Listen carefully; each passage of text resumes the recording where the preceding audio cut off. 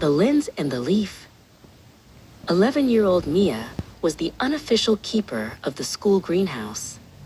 While other kids spent their lunch breaks on the blacktop, she was busy talking to the ferns and checking the undersides of leaves for tiny secrets. She believed that if you paid enough attention to the smallest sprout, you could understand the rhythm of the whole world.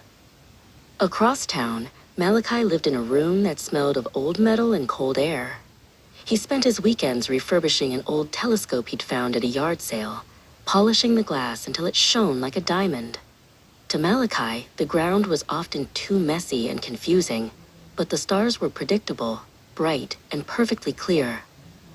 They met at the Lunar Bloom Festival, a night when the town's rare Queen of the Night cactus was expected to open.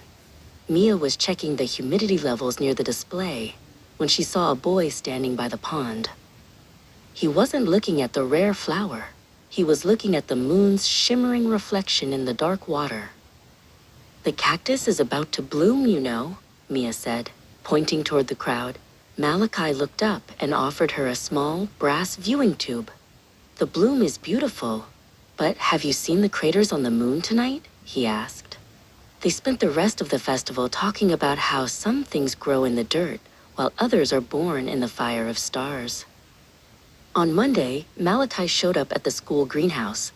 He wasn't there for the biology club meeting. He was looking for the girl who knew the names of all the ferns. He reached into his backpack and pulled out a gift, a high-powered hand lens he had salvaged from an old camera. "For your research," he said, his face turning a little red. Mia wanted to give him something in return, something that felt as sturdy as his stars. She spent the afternoon in her potting shed, carefully preparing a cutting of a star jasmine vine. She tied it to a small wooden stake with a bright blue ribbon. "This is for your window," she told him later. "It grows toward the light, just like your telescope." A week later, a sudden summer storm rolled in, turning the sky a bruised purple. The wind rattled the old glass panes of the greenhouse, and the heavy door began to swing wildly on its hinges. Mia ran to save her seedlings, but the wind was too strong. Suddenly, Malachi appeared, bracing his shoulder against the heavy frame to help her. When the clouds finally parted, the greenhouse was safe, but Mia's prize lily had been knocked over, its petals crushed against the floor. She sat on an overturned crate, feeling the sting of disappointment. She had worked all semester for that bloom, and in one gust of wind, it felt like her hard work had vanished. Malachi didn't try to fix the flower. Instead, he walked over and set up his telescope in the center of the damp garden path. "Look," he said softly, pointing toward the sky where the first stars were peeking through the clouds.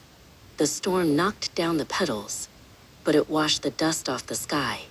"The view is better than it's been all year." Mia looked through the lens and saw the moon, closer and brighter than she ever imagined. Then she looked at Malachi, standing right beside her. She realized that while flowers might fade and stars might be far away, having someone to see them with made the whole world feel exactly the right size.